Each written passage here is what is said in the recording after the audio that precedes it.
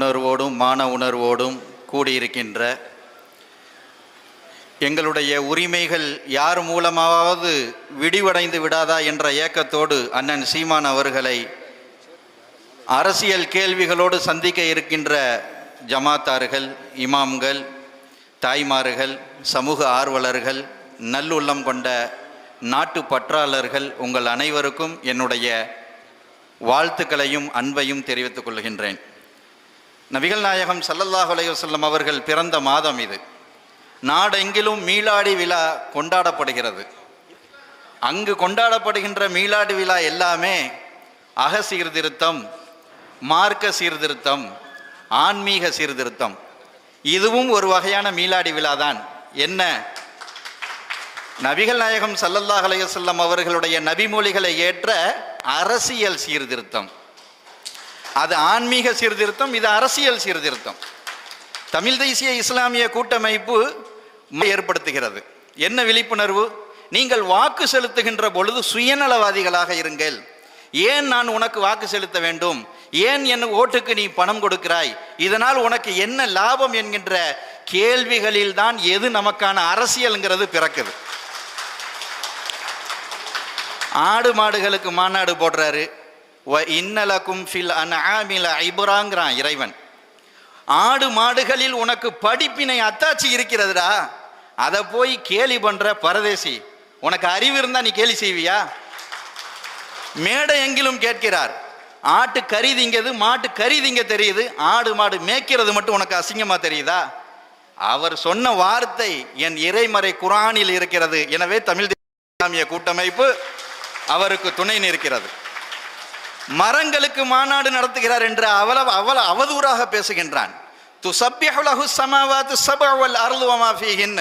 7 வானங்களும் பூமியிலும் பூமியை தியானம் செய்கிறது, தஸ்பீஹ் செய்கிறது என்று இறைவன் கூறுகின்றான். அந்த மரங்களுக்கு உயிர் இருக்குது, அந்த மரங்களோடு பேசுடா மடையனேன்னு சொல்றான். அவருடைய அரசியல் போகிறது. தமிழ் தேசிய இஸ்லாமிய கூட்டமைப்பு துணை நிற்கிறது. இப்படி அவர் சொல்லுகின்ற அரசியலுக்கும் இஸ்லாத்திற்கும் எந்த வேறுபாடும் கிடையாது. சில காழ்ப்புணர்ச்சியாளர்கள்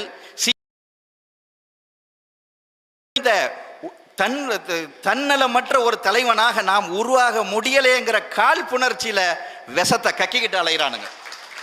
நமக்கு எந்த நோக்கமும் இல்லை. அண்ணன்கிட்ட சீட்டோ பேரமோ, நாட்டு மக்களின் நலன் சரியா இருக்கணும். என் இறைவன் சொல்லுகின்றான், மடையர்களே, உங்களுக்கு வானத்திலிருந்து தண்ணியை இறக்கி உங்களுக்கு நான் புகுட்டுறதுக்கு நீர் கொடுக்கிறேனே, அதை சேர்த்து வைக்கிறதுக்கு உனக்கு துப்பு இல்லையா?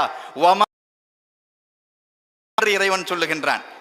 சீமான் என்ன சொல்லுகிறார்? நாடெங்கிலும் நான் நீர்நிலை தேக்கங்களை ஏற்படுத்தி என் மக்களை தண்ணிக்காக கையேந்த வைக்க மாட்டேன்டா. இறைவன் எது நமக்கான அரசியல்? எது நமக்கான அரசியல்? எதை? அதிலையும் குறிப்பாக இந்த ஆலிம்கள் அரசியல் பேசிடக்கூடாது, இமாம்கள் அரசியல் பேசிடக்கூடாது. தொழுக வைக்கிறது தான் உங்க வேலை. பள்ளிவாசலை கட்டிக்கிட்டு மாரடிங்க. அதை தவிர்த்து நீ எதுவும் அரசியல் பேசுகிறாத.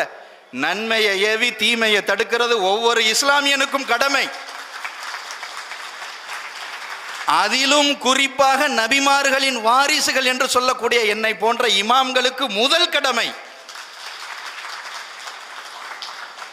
இமாம்கள் அரசியல் பேசக்கூடாதுன்னு நீ சொன்னீங்க.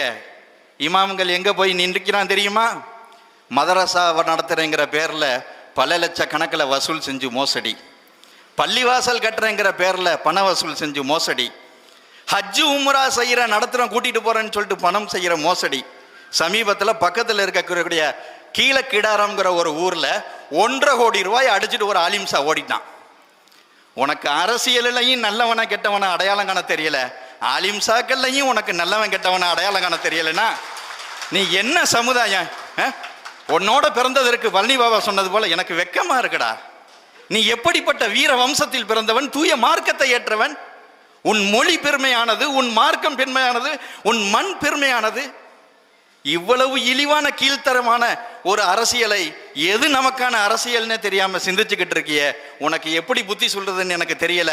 உங்களிடம் அறிவார்ந்த அர்த்தமுள்ள கேள்விகளை கேட்டு என் அண்ணனின் ஆட்சி அதிகாரணையை நீங்கள் உறுதி செய்யுங்கள். நன்றி, வாழ்த்துக்கள். நாம் தமிழர். நன்றி இமாம் ஷஃபியுல்லா அவர்களே. அடுத்ததாக